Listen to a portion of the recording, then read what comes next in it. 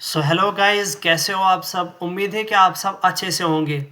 आज का जो हमारा नया टॉपिक है that is interaction of X rays with matter. जैसे कि आपने प्रीवियसली पढ़ा डिस्कवरी, फिर एक्सरे कैसे होती हैं, प्रॉपर्टीज़ कैसे होती है, कंपोनेंट्स क्या क्या होती है। आज हम देखेंगे जब ये एक्स रेज अब प्रोड्यूस होती है ये मैटर में। मैटर मीन्स एयर, वाटर और गैसेस, एयर सॉलिड और गैसेस में ये अब ये कैसे इंटरेक्शंस शो करेगा। ठीक है, मीन्स के एयर के जो एटम्स होंगे और वाटर के और ऐसे ही हमारे पास जो सॉलिड्स है उसके जो एटम्स है उसके साथ ये कैसे इंटरेक्शन शो करेगा वही हम आगे देखेंगे। तो यहाँ पे क्या होता है, जब भी एक्सरे क्या करता है, पास होता है किससे, मैटर से। मैटर मैंने बोला सॉलिड होगा, लिक्विड हो सकता है, गैस हो सकता है। जब उसके साथ ये इंटरेक्ट करेगा तो क्या करता है, ये कुछ ना कुछ वहाँ पे इफेक्ट शो करता है। ठीक है, यही इंटरेक्शंस जो हम आगे देखेंगे। अब ये जो इंटरेक्शंस होती हैं ये डिपेंड करती हैं दो चीज़ों पे। एक तो एनर्जी कितनी होती है फोटोन की। Photon means X-ray. जब भी आप फोटोन का नाम सुनोगे मींस कि वो क्या होता है, एक्सरे। ठीक है, एक्सरे फोटोन। ये कितनी चीज़ों पे, एक दो चीज़ों पे। एक तो एक्सरे पे डिपेंड करता है कि उसकी एनर्जी कितनी थी, और दूसरा एटॉमिक नंबर पे। एटॉमिक नंबर किसका, ये जो मैटर हमारे पास होते हैं। ठीक है, एक एक्सरे की एनर्जी पे, दूसरा मैटर जो है उसके एटॉमिक नंबर पे। एटॉमिक नंबर को हम डिनोट करते हैं Z से। अब ये जो इंटरेक्शंस होती हैं ये क्या डिटरमाइन करती हैं, ये तीन चीज़ें हमारे पास डिटरमाइन करती हैं। एक तो इमेज फॉर्मेशन, इसी की वजह से जब एक्सरे इंटरेक्ट करेगा मैटर के साथ तभी तो हमारे पास इमेज बनेगी। दूसरा कंट्रास्ट, जब ये इंटरेक्शन शो करेगा तो हमारे पास कंट्रास्ट में कुछ ना कुछ तो चेंज वगैरह होगी, कभी अच्छी मिलेगी कभी नहीं मिलेगी। तीसरा हमारे पास पेशेंट डोज, मीन्स के इस एक्सरे से जो है हमारे पास इमेज भी बनती है, इसका कंट्रास्ट भी अच्छा होगा, और हमारे पास क्या होगा, पेशेंट डोज भी हमारे पास पेशेंट को लगेगा। कब, जब ये इंटरेक्ट करेगा मैटर के साथ। वही हम देखते हैं आगे इसमें क्या क्या हमारे पास इंटरेक्शन शो करेगा। सबसे पहली चीज़ जो यहाँ पे हम देखते हैं वो देखेंगे कोहेरेंट स्कैटरिंग। कोहेरेंट स्कैटरिंग जो है हम सबसे पहले इसमें देखेंगे। कोहेरेंट स्कैटरिंग को तीन नाम से हम पहचान सकते हैं। अनमॉडिफाइड हो सकता है इसका जो बाकी नाम है, तीन नाम इसके। अनमॉडिफाइड स्कैटरिंग, क्लासिकल स्कैटरिंग और इलास्टिक स्कैटरिंग। क्या, एक तो unmodified scattering, classical scattering and elastic scattering, ये तीनों नाम किसके हैं, कोहेरेंट स्कैटरिंग के। अब कोहेरेंट कब होता है, कोहेरेंट स्कैटरिंग कब होता है, जब भी क्या होगा, आपके जो एक्सरे फोटोन की एनर्जी होगी वो क्या होगी, less than 10 kilo electron volt. Means के लेस देन 10,000 इलेक्ट्रॉन वोल्ट। जब इससे क्या होगा, एनर्जी जो है इससे कम होगी, ये लेस देन का साइन होता है। जब भी इससे कम होगी तो आपके पास कौन सा इफेक्ट होगा, यहाँ पे एक कोहेरेंट स्कैटरिंग होगी। लेकिन इसमें आप चीज़ें कुछ याद रखोगे ना, यहाँ पे आयोनाइजेशन होता है। आयोनाइजेशन मैंने पहले भी बोला था कि आयोनाइजेशन हो गए जब आयंस बनते हैं। ना यहाँ पे आयंस बनेंगे, ना यहाँ पे एनर्जी लॉस होगा, जितनी एनर्जी पहले होगी वही होगी। यहाँ पे सिर्फ एक चीज़ का जो है क्या होगा, सिर्फ डायरेक्शन चेंज होगी। किसकी, जो एक्सरे इंसिडेंट एक्सरे होगा, जो एक्सरे आता है, एक्सरे फोटोन होता है, उसकी सिर्फ डायरेक्शन चेंज होगी, और इसमें जो ना एनर्जी लॉस होगी ना ही आयोनाइजेशन होगा। यहाँ पे फॉर एग्जांपल ये एक एटम था, अंदर से न्यूक्लियस है और बाहर से ये इलेक्ट्रॉन्स हैं। अब जो ही एक्सरे क्या करेगा, इस एटम के साथ इंटरेक्ट करेगा। ठीक है, इसकी जो अपनी एनर्जी होती है, जिसको हम क्या किससे डिनोट करते हैं, H1 और V1 के साथ। ठीक है, ये क्या होते हैं, H जो है प्लैंक्स कांस्टेंट है, और ये जो हमारे पास ये फ्रीक्वेंसी का सिंबल होता है। ठीक है, H1 और न्यू इसको बोलते हैं, और V1। ठीक है, ये बराबर होता है H2 और V2 के। तो यहाँ पे क्या हो रहा है, जब ये आ रही है एक्सरे फोटोन, तो ये जो है जब इंटरेक्ट कर रही है इसके साथ, ना यहाँ पे एनर्जी लॉस हुआ ना आयोनाइजेशन हुआ। आपने यहाँ पे देखा सिर्फ क्या हो रही है, डायरेक्शन चेंज हो रही है। और जब ये डायरेक्शन चेंज होती है इसको बोलते हैं हम स्कैटर्ड रेडिएशन। स्कैटर्ड मीन्स कि ये फैल जाती है, फैलने को ही हम क्या बोलते हैं, स्कैटर्ड रेडिएशन, अपनी जगह से फैलना, दैट इज कॉल्ड स्कैटर्ड, और उसी को बोलते हैं स्कैटर्ड रेडिएशन। यहाँ पे अभी क्या हुआ, एक्सरे जो है एटम के साथ इंटरेक्ट किया, लेकिन उस एक्सरे में हमारे पास क्या थी, लो एनर्जी। इसने क्या करवाया, एटम को क्या करवाया, वाइब्रेट करवाया। क्या करवाया, वाइब्रेट करवाया एटम को। अब ये एटम क्या करता है बाद में, जब एटम वाइब्रेट होता है कुछ टाइम के बाद ये जो है एटम इसको बाहर फेंक देता है, इस एक्सरे फोटॉन को क्या है बाहर फेंक देता है एज स्कैटर्ड रेडिएशन। तो इसी को हम क्या बोलते हैं, कोहेरेंट स्कैटरिंग। इसमें दो चीज़ें आपने याद रखनी है कि ना एनर्जी लॉस हुई, ना आयोनाइजेशन हुआ, और यहाँ पे सिर्फ क्या हो गया, डायरेक्शन चेंज हो गई। इसकी जो है दो टाइप से हैं, एक रिले स्कैटरिंग और दूसरा Thomson scattering. What does it mean Rayleigh scattering? Rayleigh scattering हो गया जब आपके सारे के सारे इलेक्ट्रॉन्स वाइब्रेट होंगे, जो आपका एटम है उसके जब सारे के सारे इलेक्ट्रॉन्स वाइब्रेट होंगे, that is called relay scattering. और दूसरा होता है थॉमसन स्कैटरिंग। थॉमसन स्कैटरिंग हो गया जब आपका सिंगल इलेक्ट्रॉन जो है वाइब्रेट हो जाएगा, that is called Thomson scattering. अब इसका जो है आपको क्या डिफेक्ट हो सकता है, ये क्या करता है, प्रोड्यूस करता है ब्लरिंग और ब्लर और फॉगी इमेज। ब्लर और फॉगी इमेज मीन्स के धुंधली इमेज आपको मिलती है, किसकी वजह से, कोहेरेंट स्कैटरिंग। तो आपके एग्जाम पॉइंट ऑफ व्यू से ये इंपॉर्टेंट है कि कोहेरेंट स्कैटरिंग में कौन सी इमेज मिलती है। तो हमारे पास यहाँ पे फॉगी और ब्लरिंग इमेज मिलती है, जिसकी वजह से हमारे पास क्या होता है, इमेज क्वालिटी जो है वो डिक्रीज होती है। नेक्स्ट हम देखते हैं इसी में कॉम्पटन स्कैटरिंग। कॉम्पटन स्कैटरिंग जो है ये नाम पड़ा है कॉम्पटन साइंटिस्ट की के ऊपर, ठीक है। जो कॉम्पटन एक साइंटिस्ट था उसने इस पे काम किया था, तो उसी के नाम पे यहाँ पे पड़ा इसका नाम कॉम्पटन स्कैटरिंग। और ये कब उसने डिस्कवरी ऐसे की थी, कब उसने ये इफेक्ट देखा हुआ था, स्कैटरिंग देखी हुई थी 1929 में। बाकी हम जो है आगे देखते हैं नेक्स्ट पेज पे। तो जैसे कि कॉम्पटन हमने देखा कि कॉम्पटन एक साइंटिस्ट था जिसने क्या है, ये कॉम्पटन जो हमारे पास स्कैटरिंग है उसको जो है देखा था, ऑब्जर्व किया था 1929 में। अब जो है ये कॉम्पटन जो है, ये जो कॉम्पटन स्कैटरिंग है, यही सबसे ज़्यादा जो है रेडिएशन हैजार्डस है, किसके लिए, पेशेंट के लिए भी, और ऑक्यूपेशनल जो हमारे पास ऑक्यूपेशनल वर्कर्स होते हैं उन दोनों के लिए ये क्या है, हैजार्डस है। मीन्स कि सबसे ज़्यादा रेडिएशन इसी की वजह से लगते हैं, किसकी वजह से, कॉम्पटन स्कैटरिंग की वजह से। यह आपको नोट करके रखना है, और ये जो है एग्जाम पॉइंट ऑफ व्यू से कॉम्पिटिटिव एग्जाम में भी ये पूछा जाता है, ठीक है। तो आप इसको नोट करके रखेंगे। यहाँ पे क्या होता है, आयोनाइजेशन होती है। जैसे आपने पीछे जो पहले वाला इफेक्ट देखा कोहेरेंट वाला, कोहेरेंट स्कैटरिंग, उसमें जो है हमारे पास आयंस नहीं बनते, लेकिन इस वाले कंडीशन में हमारे पास आयंस बनते हैं, that is known as ionisation. यहाँ पे जो जैसे पीछे आपने देखा वो कब होता है, जब आपकी जो एनर्जी है वो less than 10 kilo electron volt हो, तब वो इफेक्ट होता है। लेकिन ये वाला कब होगा, जब आपकी energy 10 kilo electron volt to 100 mega electron volt, kilo volt से ये कहाँ जाएगा, मेगा इलेक्ट्रॉन वोल्ट पे, इतनी होनी चाहिए। यहाँ पे हमारे पास आयन पेयर्स भी बनते हैं। क्या बनते हैं, आयन पेयर्स। मीन्स कि यहाँ पे दो आयन बनेंगे, अभी वो मैं दिखाऊंगा कैसे। मान लो ये हमारे पास कोई एटम है, एटम के अंदर हमारे पास न्यूक्लियस, और ये हमारे पास बाहर से इलेक्ट्रॉन्स है। अब यहाँ पे क्या होता है, यहाँ पे जो लूजली बाउंडेड जो हमारे पास इलेक्ट्रॉन्स होते हैं वो हमारे पास होते हैं सबसे आउटर शेल में। तो ये क्या करेगा, यहाँ पे आउटर शेल में क्या करता है, अटैक करता है।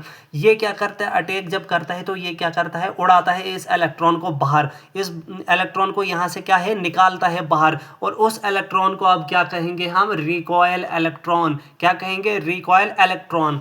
अब यहाँ पे क्या होता है, जो इसकी एनर्जी होती है, इस फोटोन के एनर्जी जो है कम होती है। क्या होती है, इसकी एनर्जी कम होती है। इससे क्या है, ये क्या करता है, ये अपनी एनर्जी भी इसको देता है, और जो इसकी अपनी एनर्जी है वो भी इसको मिली, तो जाहिर से बात है कि इसको क्या होगी, ज़्यादा एनर्जी होगी। मीन्स कि एक्सरे फोटोन की यहाँ पे एनर्जी क्या होगी, कम, और यहाँ पे क्या होगी, ज़्यादा। लेकिन आपने कोहेरेंट में क्या देखा, आपने देखा दोनों में क्या थी, एनर्जी सेम थी।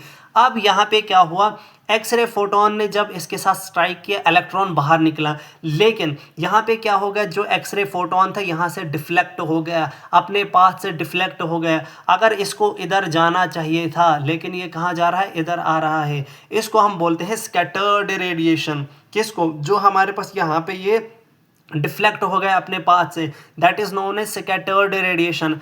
अब ये अपने पाथ से कितने डिग्री जो है डिफ्लेक्ट हुआ, दैट इज डिनोटेड बाय ये थीटा, इसको किससे डिनोट करते हैं, थीटा, और इसी एंगल को हम बोलते हैं कॉम्पटन एंगल।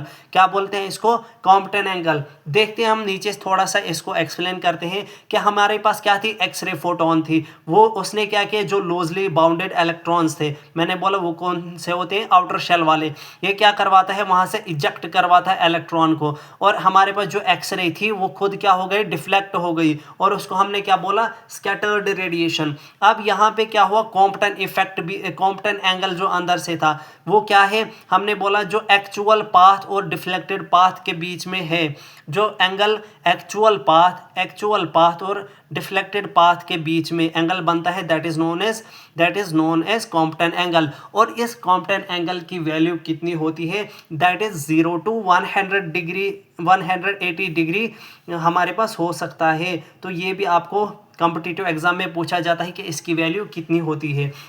अब रिलेशंस कुछ आप याद रखोगे यहाँ पे कि रिलेशन क्या होती है कॉम्पटन स्कैटरिंग में। यहाँ पे जो हमारे पास एनर्जी है, अगर आप एनर्जी को इंक्रीज करोगे, क्या करोगे, अगर आप एनर्जी को, यहाँ पे सबसे पहला रिलेशन आपको याद रखना है, ये क्या है, एनर्जी जो थीटा के साथ है वो इनवर्सली प्रोपोर्शनल है। मीन्स या एनर्जी जब हम बढ़ाएंगे थीटा जो है हमारे पास घटेगा, और जब एनर्जी को हम कम करेंगे थीटा हमारे पास इंक्रीज होगा। इसका मतलब क्या है, फॉर एग्जांपल हम क्या करेंगे, यहाँ से एनर्जी बहुत ज़्यादा लगाएंगे, उसकी वजह से जो है यहाँ पे ये डिफ्लेक्ट कम होगा, मीन्स कि आप क्या होगा, डिफ्लेक्ट कम होगा, मीन्स कि ये जो थीटा जो एंगल था वो जो है डिक्रीज हो गया। लेकिन अगर इसकी स्पीड हमने, एनर्जी जो हमने क्या की, कम की, तो जब ये इसके साथ टकराएगा तो ये थोड़ा सा ज़्यादा एंगल बनाएगा, यही मैं समझा रहा था। अब इसकी वजह से क्या होता है, इमेज क्वालिटी डिक्रीज होती है, जैसे कोहेरेंट की वजह से भी डिक्रीज हो गई इमेज क्वालिटी, इसकी वजह से भी क्या होता है, डिक्रीज होती है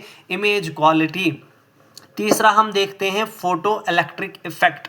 फोटो इलेक्ट्रिक इफेक्ट, अब देखोगे आप कि होता क्या है इसमें, कि इसमें क्या होता है, जो एक्सरे फोटोन होता है, ये जो एक्सरे फोटोन होता है ये अपनी 100% मीन्स के कंप्लीटली ये क्या करता है, सारी एनर्जी ट्रांसफर करता है इनर शेल इलेक्ट्रॉन्स को। इनर शेल इलेक्ट्रॉन्स कौन से होते हैं, के और एल वाले, के शेल और एल शेल में जो इलेक्ट्रॉन्स है उनको ये दे देता है अपनी सारी एनर्जी, और यहाँ से क्या करवाता है, इजेक्ट करवाता है इलेक्ट्रॉन्स को। उन्हीं इलेक्ट्रॉन्स को क्या बोलते हैं, फोटो इलेक्ट्रॉन्स। ऊपर बोलते हैं हम रिकॉइल इलेक्ट्रॉन्स, इसमें बोलते हैं हम फोटो इलेक्ट्रॉन्स। अब क्या होता है, आउटर शेल से क्या होगा, जैसे इनर शेल में हमारे पास क्या है, वैकेंसी क्रिएट होगी, जो कि हमारे पास लॉ है, हमारे पास जो हमारे पास इलेक्ट्रॉनिक कॉन्फ़िगरेशन है, अकॉर्डिंग टू दैट हमारे पास इनर शेल में कभी भी वैकेंसी नहीं होनी चाहिए। तो यहाँ पे क्या होता है, जो आउटर शेल वाले इलेक्ट्रॉन है वो क्या करेगा, ये यहाँ पे वापस आएगा इसको फिल करने के लिए। ये फिल करेगा जब इसको, तो हमारे पास क्या है, इसको फिल करने के लिए सबसे पहले क्या करनी पड़ेगी, अपनी एनर्जी जो है कम करनी पड़ेगी। क्या करनी पड़ेगी, कम करनी पड़ेगी एनर्जी, क्योंकि जो अंदर वाले हैं उनमें कम एनर्जी होती है और बाहर वालों में ज़्यादा एनर्जी होती है, ठीक है, इसीलिए बाहर साइड से होते हैं। तो इसको क्या करनी पड़ती है, अपनी एनर्जी रिलीज करनी पड़ती है, लॉस करनी पड़ती है, जो हमारे पास बनाता है कैरेक्टरिस्टिक रेडिएशन, या इसको ऑगर इलेक्ट्रॉन भी हम यहाँ पे बोलेंगे, ठीक है। क्या हुआ हमारे पास कि ये फिल किया इसने वैकेंसी को, एनर्जी इसको लेकिन रिलीज करनी पड़ी, उसी रिलीज ऑफ एनर्जी से हमारे पास क्या कैरेक्टरिस्टिक रेडिएशन हमारे पास प्रोड्यूस हुआ, या जिसको हमने ऑगर इलेक्ट्रॉन भी यहाँ बोला। और यहाँ पे आयन पेयर बना। आयन पेयर का मतलब ये जो इलेक्ट्रॉन हमारे पास था, ऊपर में भूल गए ये आयन पेयर बोलना। आयन पेयर क्या था, आयन पेयर हमारे पास है, ये जो इलेक्ट्रॉन है इसका चार्ज क्या है, नेगेटिव। अब जब इसका नेगेटिव चार्ज है तो एटम पे क्या चार्ज आएगा, ऑब्वियस सी बात है पॉजिटिव चार्ज आएगा। मींस यहाँ पे क्या हुआ, एक इलेक्ट्रॉन ये नेगेटिव चार्ज बना, दूसरा पॉजिटिव चार्ज बना, मींस के दो चार्जेस यहाँ पे बने। अब यहाँ पे भी हमने क्या करना है, दो रिलेशंस देखनी है कि ये जो फोटो इलेक्ट्रिक इफेक्ट है ये डायरेक्टली प्रोपोर्शनल किसके है, एटॉमिक नंबर के। जो Z है वो एटॉमिक नंबर को हम डिनोट करने के लिए यूज़ करते हैं। ये किसके डायरेक्टली प्रोपोर्शनल है, जो हमारे पास cube of atomic number. Means कि फॉर एग्जांपल आप मान के चलो किसी का एटॉमिक नंबर 2 है, तो वो वैल्यू यहाँ पे क्या आएगी, 2 × 2 × 2, वो कितनी आएगी, 8। इसी तरह से जो भी हम एटम, जो हमारे पास एटम यूज़ करेंगे उसका हमने क्या करना है, क्यूब करना है। और वही क्या है हमारे पास, फोटो इलेक्ट्रिक इफेक्ट। जितना आप क्या करोगे, ये एटॉमिक नंबर इंक्रीज करोगे, उतना फोटो इलेक्ट्रिक इफेक्ट भी क्या होगा, इंक्रीज होगा। दूसरा हमारे पास है फोटो इलेक्ट्रिक इफेक्ट जो है इनवर्सली प्रोपोर्शनल है एनर्जी ऑफ फोटॉन्स के। किसके इनवर्सली प्रोपोर्शनल है, एनर्जी ऑफ फोटॉन्स के। अगर आपने एनर्जी को इंक्रीज किया, फोटो इलेक्ट्रिक इफेक्ट क्या होगा, डिक्रीज होगा। अगर आपने एनर्जी को डिक्रीज किया, फोटो इलेक्ट्रिक इफेक्ट क्या होगा, इंक्रीज होगा। अब जो इस हमारे पास फोटो इलेक्ट्रिक इफेक्ट से क्या होता है, क्या फ़ायदा होता है, एक तो कंट्रास्ट एनहांसमेंट होती है। कंट्रास्ट एनहांसमेंट जब होती है उसकी वजह से क्या होता है, इमेज क्वालिटी हमारे पास अच्छी आ जाती है। लेकिन यहाँ पे स्कैटर रेडिएशन नहीं मिली हमें। फिर से मैं दिखाता हूँ इमेज। जैसे कि यहाँ पे एक्सरे फोटोन आया, उसने इलेक्ट्रॉन निकलवाया, लेकिन इसने क्या किया था, 100% अपनी एनर्जी रिलीज की थी। जब 100% इसने रिलीज कर दिए, ट्रांसफ़र कर दिए, उसमें तो खुद तो ये बचा ही नहीं कुछ। तो यहाँ पे क्या हुआ, कैरेक्टरिस्टिक रेडिएशन मिली। मींस कि हमारे पास यहाँ पे कोई भी स्कैटर रेडिएशन नहीं दिखी। तो आपको क्या याद रखना है, यहाँ पे इमेज क्वालिटी इंप्रूव होती है, कंट्रास्ट एनहांसमेंट हो रही है, लेकिन यहाँ पे क्या है, स्कैटर रेडिएशन नहीं बन रही। लास्ट वाला पार्ट जो है हमारे पास, जो लास्ट है हमारे पास है, दैट इज पेयर प्रोडक्शन। इसमें क्या होता है, इसमें भी मीन्स के दो चीज़ें तो कुछ न कुछ बनती हैं। एक चीज़ आप याद रखें, पेयर प्रोडक्शन हमारे पास एक्सरे में यूज़ नहीं होती है। एक्सरे में ये नहीं दिखती। मीन्स कि जब एक्सरे इंटरेक्ट करेगा मैटर में, वहाँ पे पेयर प्रोडक्शन नहीं देखने को मिलेगा। लेकिन ये मिलता है गामा रेडिएशन के केस में। जब आपको मैं आगे न्यूक्लियर फिजिक्स के बारे में बताऊँगा, तो न्यूक्लियर फिजिक्स में आपको गामा रेडिएशन के बारे में पढ़ना है। तो वहाँ पे क्या है कि वहाँ पे गामा रेडिएशन यूज़ होता है, गामा फोटॉन्स यूज़ होते हैं। तो यहाँ पे क्या होता है कि जो गामा रेडिएशन है, जब उसकी एनर्जी कितनी होगी, 1.02 मेगा इलेक्ट्रॉन वोल्ट। इसमें गामा रेडिएशन में क्या होती है, जो इसकी एनर्जी होती है वो बहुत ज़्यादा होती है as compare to the X-ray. ये जो क्या होते हैं, एक्सरे से बहुत ज़्यादा क्या होते हैं, हार्मफुल होते हैं। ये ज़्यादा रेडिएशन को क्या करते हैं, रेडिएशन डोज को ये भी क्या करते हैं, इंक्रीज़ करते हैं। जब इनकी जो एनर्जी है वो 1.02 मेगा इलेक्ट्रॉन वोल्ट होगी, तो ये क्या करते हैं, न्यूक्लियस पे अटैक करते हैं। जब न्यूक्लियस पे अटैक करते हैं तो वहाँ पे दो चीज़ें रिलीज़ होती हैं, एक इलेक्ट्रॉन और दूसरा पॉजिट्रॉन। इलेक्ट्रॉन होता है नेगेटिवली चार्ज्ड और दूसरा ये पॉजिट्रॉन क्या होता है, पॉजिटिवली चार्ज्ड।